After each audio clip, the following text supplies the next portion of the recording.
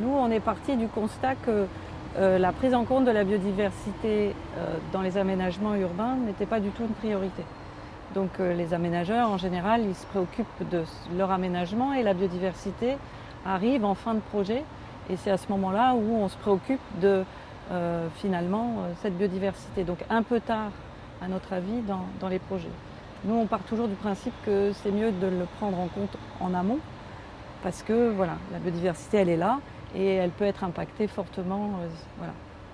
Le fait de prendre la biodiversité en amont dans les projets, ça permet de mieux évaluer l'état d'un site. Et s'il y a une biodiversité intéressante, remarquable, eh bien, ça permet d'aménager en fonction d'elle.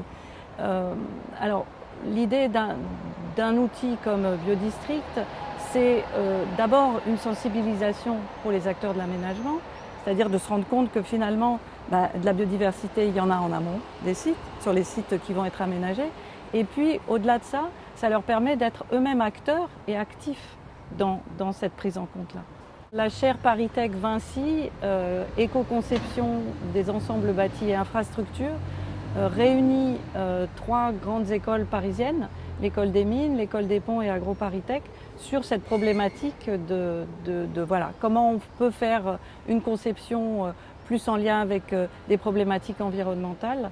Et donc les 3 écoles sont sur des sujets un peu différents dans cette réflexion conjointe d'aller vers une ville durable.